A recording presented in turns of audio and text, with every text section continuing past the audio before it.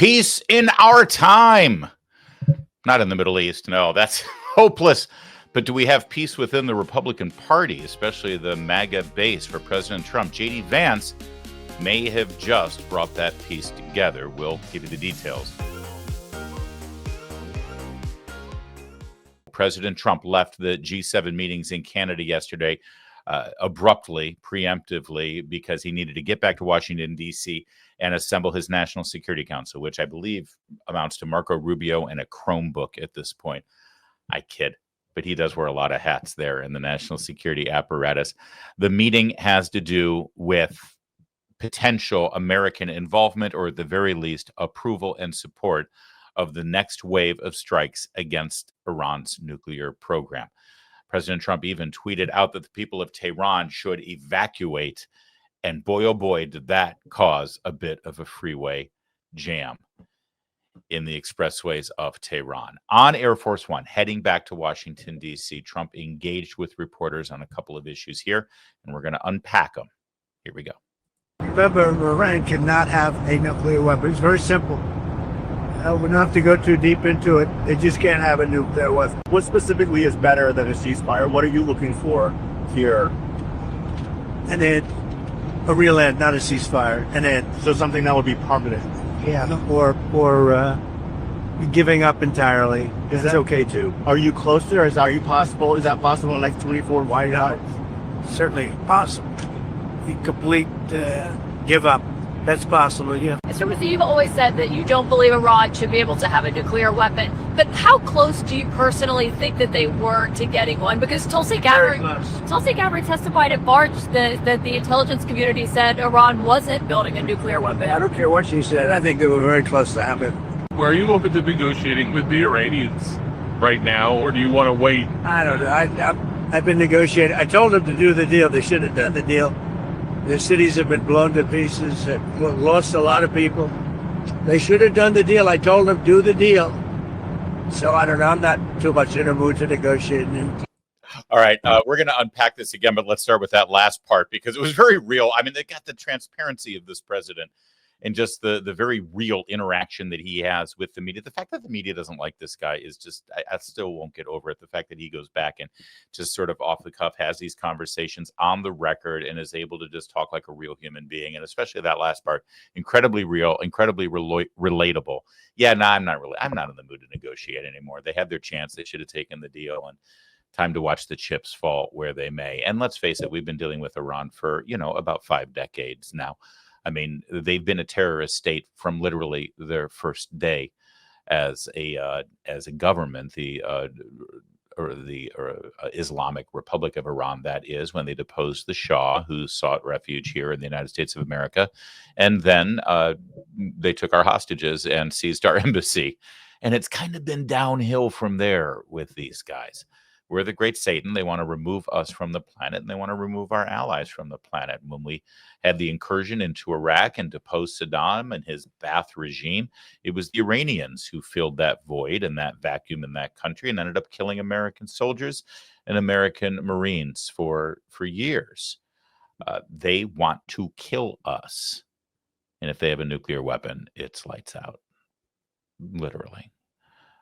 So let's break this down a little bit because there were a lot of choice moments here in the president's impromptu press conference. Remember, Iran cannot have a nuclear weapon. It's very simple. We don't have to go too deep into it. They just can't have a nuclear weapon. Yeah, it is very simple. And in fact, the president's rapid response team put out a montage. It's about 4 minutes long. We could show it to you. But it shows every instance as president and as candidate in 2024 when he repeated the exact same thing over and over and over and over again. Anybody who's saying that Trump is in some way betraying his America First policies by insisting that come hell or high water, Iran is prohibited from having a nuclear weapon, well, you're just either being purposefully obtuse or obfuscating, or you're not paying attention. This has been a pretty simple, clear, and consistent message from President Trump and candidate Trump.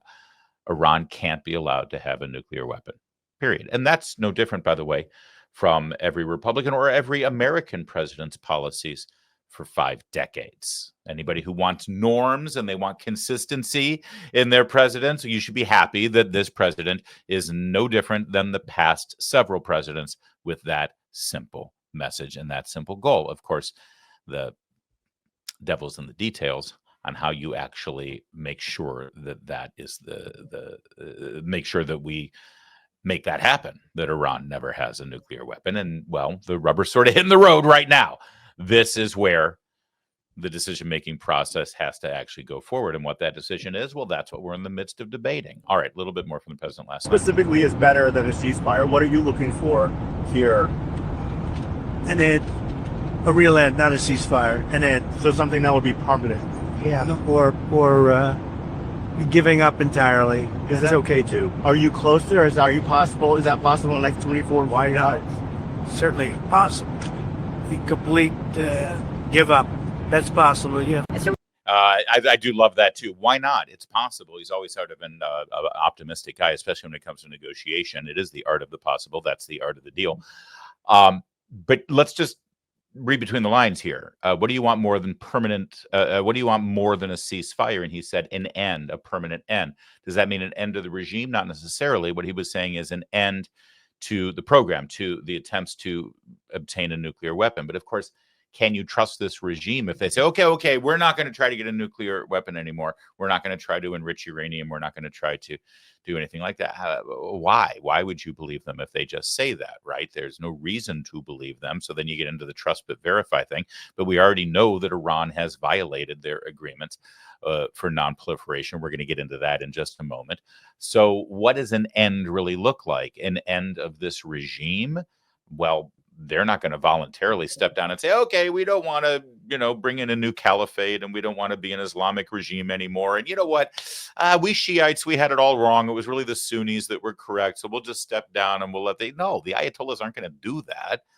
Okay. These are zealots. They actually do believe what they believe. And they think that they're going to bring on the new caliphate and take over the world. I mean, when your enemy tells you what they want to do, you should probably pay attention to them. And yes, Iran is our enemy. No headline there and nothing new there. So what does an end mean exactly? As long as they are the Islamic Republic of Iran with the government set up and the totalitarian theocracy that they have right now through the Ayatollahs, nothing's really going to change. And so then the question is, how do you end it? If that's what President Trump is looking for, how does that happen? And who's there to build up what the new thing is, right? The whole devil situation in this case. I mean, it's quite literal. You've always said that you don't believe Iran should be able to have a nuclear weapon. But how close do you personally think that they were to getting one? Because Tulsi Gabbard testified at Barge that the intelligence community said Iran wasn't building a nuclear weapon. I don't care what she said. I think they were very close to having. All right, now that exchange is getting a whole lot of attention. Director of National Intelligence Tulsi Gabbard said under oath in a congressional hearing that it's the IC community's conclusion that they're not close to a nuclear weapon. Trump says, I don't care what she says. I think they were close. This is the clip that's making the rounds right now from Director Gabbard's testimony. Take a look at what she said, or at least part of what she said. The IC continues to assess that Iran is not building a nuclear weapon, and Supreme Leader Khamenei has not authorized the nuclear weapons program that he suspended in 2003. The IC continues to monitor closely if Tehran decides to reauthorize its nuclear weapons program. All right. Did you follow that? Because the words are very carefully chosen, and she's reading it. And as I just sort of implied, this is only part of what she said, but she's specifically talking about a nuclear weapons program and nuclear weapons. Are they building a nuclear weapon? All right, so put a pin on that thought for a moment as we actually explore the entirety of what she said in this portion of the testimony. And any person out there on social media who's just showing you that short clip that we just showed you, 17 seconds long, and any news agencies, cable broadcast or otherwise, that's only quoting that 17 seconds, they're only telling you part of the story, and you should ask them why they're only telling you part of the story. Here's the rest of what she said. In fact, we'll show you the entire statement in its entirety. Cyber operations and capabilities also present a serious threat to U.S. networks and data. The IC continues to assess that Iran is not building a nuclear weapon, and Supreme Leader Khamenei has not authorized the nuclear weapons program that he suspended in 2003. The IC continues to monitor closely if Tehran decides to reauthorize its nuclear weapons program. In the past year, we've seen an erosion of a decades-long taboo in Iran on discussing nuclear weapons in public, likely emboldening nuclear weapons advocates within Iran's decision-making apparatus. Iran's enriched uranium stockpile is at its highest levels and is unprecedented for a state without nuclear weapons. Why do they keep cutting out that last part? All right, so a weapons program and building a weapon. She first said they're not building a weapon and they don't have a weapons program per se. Do you see how I'm using quotation marks for those of you who are watching the video? But at the same time, they have an unprecedented level of enriched uranium. They keep enriching uranium. They keep enriching uranium at a high, dare I say, weapons level quality. Why? They're sitting on the second largest oil reserves in the world. What are they going green all of a sudden? They want to use nuclear energy? Of course not. That makes no sense. So why do they keep enriching uranium? And if they're just enriching uranium, well, listen, as long as they don't have a nuclear weapons program, then there's no big deal. You just heard her say also that the taboo of speaking openly about a nuclear weapons program or creating nuclear weapons is now gone, so that there's more those who are in favor of nuclear weapons and developing nuclear weapons in the Iranian regime are more emboldened to advocate for that case. Here's what we know they have. We know they have missiles because they keep raining down on Tel Aviv as we speak. We know they have the ability to target those missiles. We know they have the ability to do an intercontinental ballistic missile, and we know they've gotten technology from North Korea to do that. That's all a given. So they're enriching uranium, enriching uranium. They have the industrial ability to make missiles and bombs, obviously. We've seen it. They have the engineering technology to make missiles, even intercontinental ballistic missiles. We've seen it. They're in play right now. So if you've got all this enriched uranium and you've already got a program and an industry to create missiles, how much of a hop, skip, or jump, or even just a skip, is it from taking that enriched uranium and actually applying it into the existing missile technology that you already have? Most experts say it could be months on the outset, maybe a year. The tough part is the enriched uranium. So Iran can say, hey, we don't have a nuclear weapons program. We're just enriching uranium. Well, enriching uranium is the toughest part and the most important part of a nuclear weapons program. And that's why Director Gabbard pointed that out in her testimony as well. And that's also why it's not included in a lot of the news reports you see. Add to that, just this week, that whatever activity is going on in Iran, it is running counter to the IAEA's oversight of the non-proliferation agreements. They think Iran is cheating. They think Iran is moving closer to a nuclear weapon. And dare I say, Director Gabbard, frankly, said the same thing. They're cherry picking her statement, in my opinion. That said, all the discussion over whether the United States should participate with Israel's strikes on Iran, whether with direct support for tankers allowing their jets to refuel mid-air, or some of the support that we're already giving them right now by intercepting incoming missiles with some of our counter-defensive activities, or whether we should actually just load up a bunker buster on a bomber and fly it over that, Maverick style, put Tom Cruise in the cockpit and just blow up their mountainside nuclear facility. I mean, all of those things seem to be on the table. And then, of course, who cleans up the pieces, and how do you enforce security on the ground if you topple the regime as a new regime tries to fill that vacuum? These are all the things that I suspect are being discussed right now.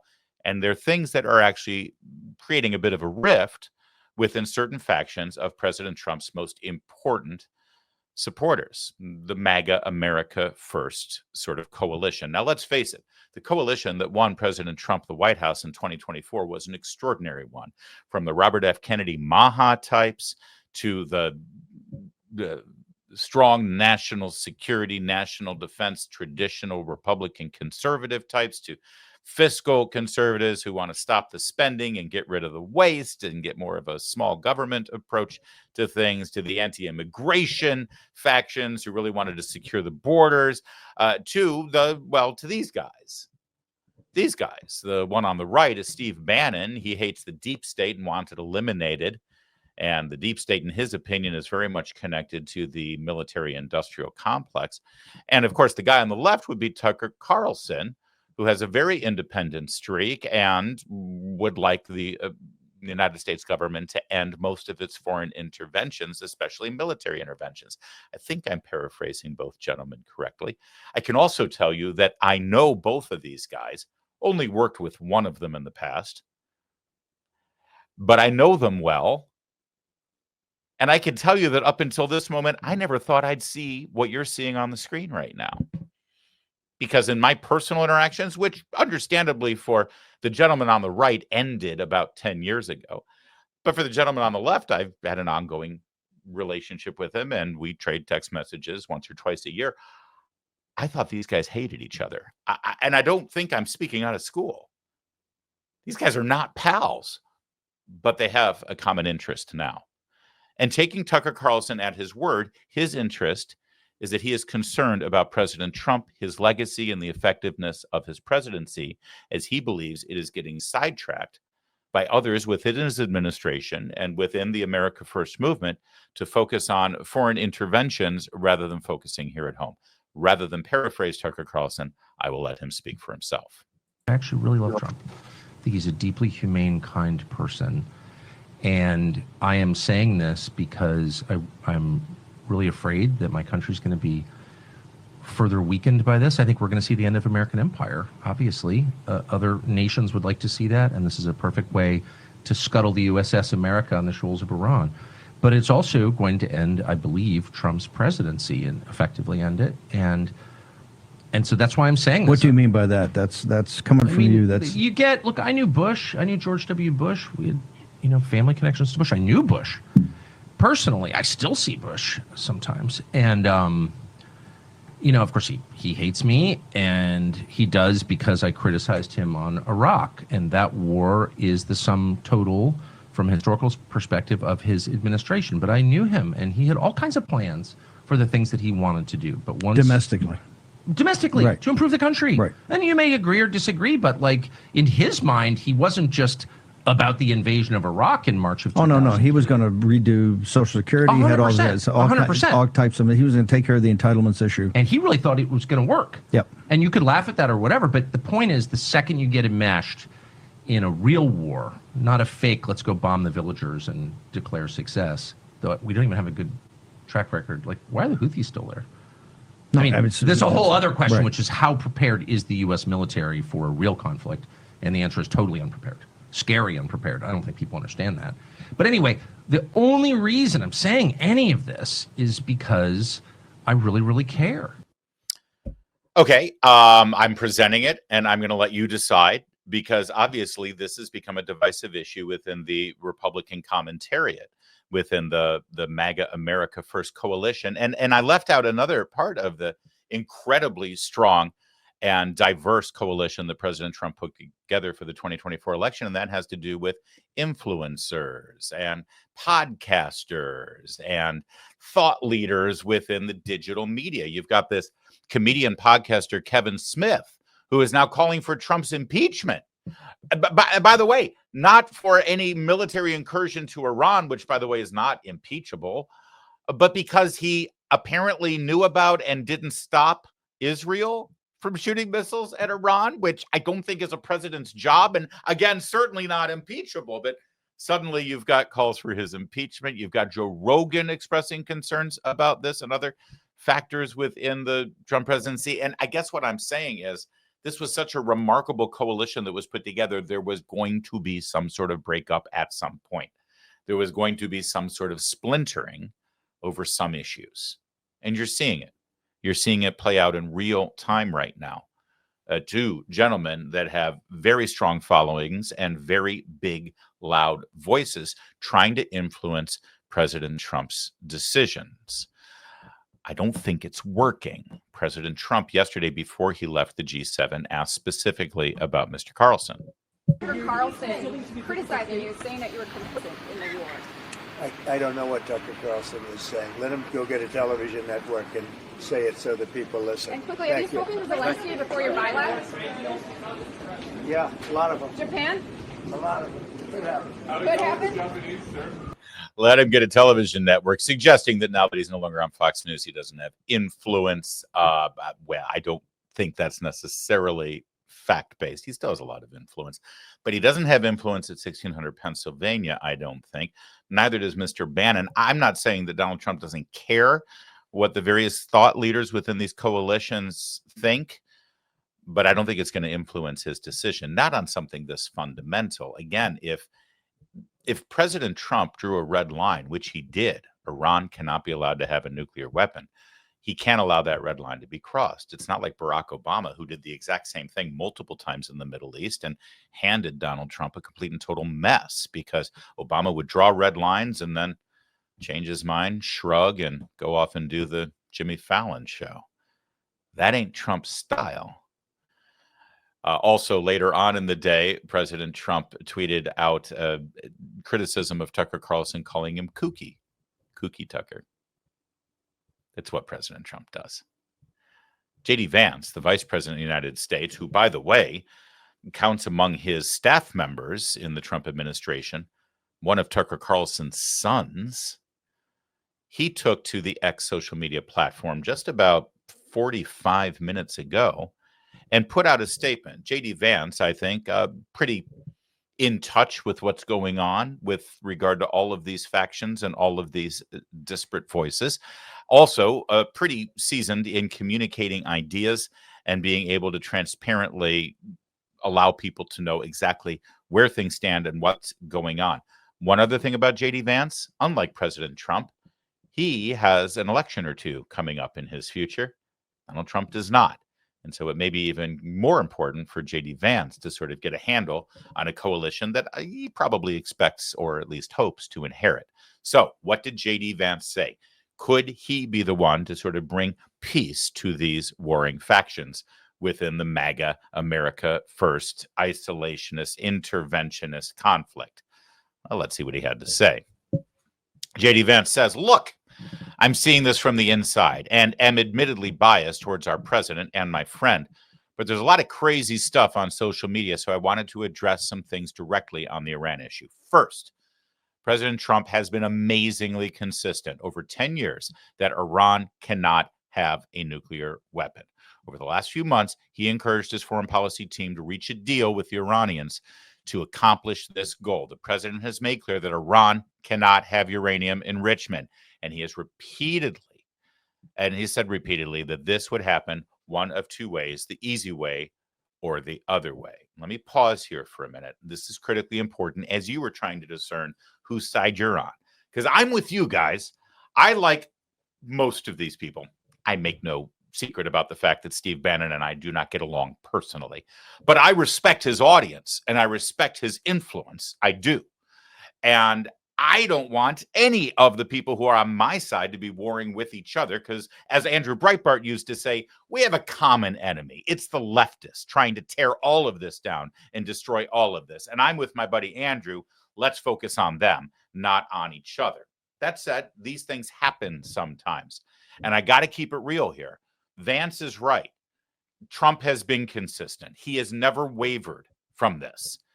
And when you hear some of the things that Tucker says about our intervention in the Middle East right now with regard to Iran and their nuclear program and Israel's ability to stop that program, you hear Tucker say things like, who are we to tell Iran that they can't have a nuclear weapon? Okay, that may be your opinion, and that's fine, and I respect you for it. You're a smart guy, way smarter than me. But Trump has never embraced that idea. That would be a huge 180 shift for him. For Trump to say, yeah, I've thought about it, and I know I've said for the last decade that Iran can't be allowed to have a nuclear weapon, but who are we to say? See, that would be the problem. So what you're trying to do is try to find who's sort of shifting, who's sort of pivoted from where they were. And listen, there's nothing wrong with changing your mind. Let me be honest here, and let me be very, very real. Any adult human being in America right now looking at the potential for the American government and the American military to get further entrenched in a conflict in the Middle East, if you are not hitting the pause button, looking in the rearview mirror and saying, hold on, did we learn any lessons from the last 2 decades of our involvement in this area, in this region? Can we learn there and maybe not make the same mistakes? If you can pause and say, how is this different? How is this similar? And if we're going to do something, can we make sure we do it in a way that is improved from the last situation? If you're not doing that, there's something wrong with you, okay? It takes some wisdom. It takes experience. But I don't think there's anything wrong with that. And there's certainly nothing unpatriotic or not America first about that, to just say, hey, I don't want Iran to have a nuclear weapon. Let's talk this through transparently so we know exactly what we're getting into, and even more importantly, how we get out of it. That's a good thing. But for Trump to immediately pivot and say, yeah, who are we to say whether Iran has a nuclear weapon or not? That would be a shift, a monumental shift. And if people are demanding or compelling him to make that shift, that's not consistent with who he's been as a leader and a candidate, right? All right, so let's go on with JD Vance. All right, second, I've seen a lot of confusion over the issue of civilian nuclear power and uranium enrichment. These are distinct issues. Iran could have civilian nuclear power without enrichment, but Iran rejected that. Meanwhile, they've enriched uranium far above the level necessary for any civilian purpose. They've been found in violation of their non-proliferation obligations by the International Atomic Energy Agency, IAEA, which is hardly a right-wing organization. True that. It's one thing to want civilian nuclear energy. It's another thing to demand sophisticated enrichment capacity. And it's still another to cling to enrichment while simultaneously violating basic non-proliferation obligations and enriching right to the point of weapons-grade uranium, which is exactly where Iran is right now. And by the way, that fact is not inconsistent with Tulsi Gabbard's testimony from March. So don't believe anybody who's saying, oh, we're getting conflicting messages. No, those are consistent messages. Back to JD Vance, I have yet to see a single good argument for why Iran needed to enrich uranium well above the threshold for civilian use. I've yet to see a single good argument for why Iran was justified in violating its non-proliferation obligations. I've yet to see a single good pushback against the IAEA's findings. Meanwhile, the president has shown remarkable restraint in keeping our military's focus on protecting our troops and protecting our citizens. He may decide he needs to take further action to end Iranian enrichment. That decision ultimately belongs to the president. And of course, people are right to be worried about foreign entanglement after the last 25 years of idiotic foreign policy. But I believe the president has earned some trust on this issue. And having seen this up close and personal, I can assure you that he is only interested in using the American military to accomplish the American people's goals. Whatever he does, that is his focus. It's a remarkable statement from the vice president on social media. And I'd love for your reaction to it, by the way. Whose side are you on right now in this whole thing? Because, listen, this is a conversation that we're having within our own family, those of us who support the president and this administration. And it's not easy. Nothing simple here. But we have to have this conversation, and we have to figure out how we can reach some agreement on the most important parts of this, like Iran shouldn't have a nuclear weapon. I think that's something we can all agree on. And stopping them from getting a nuclear weapon is the epitome of America first, in my opinion.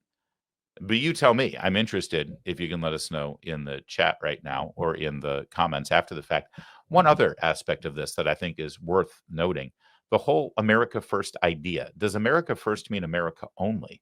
Does America first means that we only engage in foreign policy decisions that benefit the United States of America? Maybe. And if that's the case, does stopping Iran from getting a nuclear weapon benefit the United States of America? I would say yes. Yes, it does.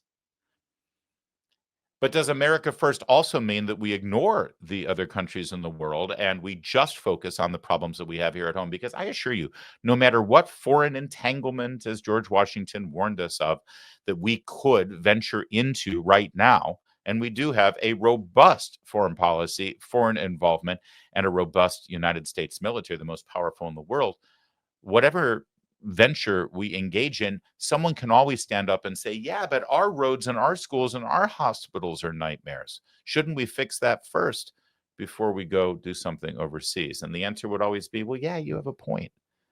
But is that what America first means to you? Let me know. Meanwhile, our ambassador to Israel sent a text message to President Trump. He's on the ground there as missiles are raining down on that country, as all of these decisions are being made. He's Mike Huckabee. That text message was published by President Trump on his Truth Social account. And so Ambassador Huckabee made it public for everyone to see. Mr. President, God spared you in Butler, Pennsylvania to be the most consequential president in a century, maybe ever. The decisions on your shoulders I would not want to be made by anyone else. You have many voices speaking to you, sir, but there is only one voice that matters, his voice. I am your appointed servant in this land and am available for you, but I do not try to get in your presence often because I trust your instincts. No president in my lifetime has been in a position like yours, not since Truman in 1945. I don't reach out to persuade you, only to encourage you. I believe you will hear from heaven, and that voice is far more important than mine or anyone else's.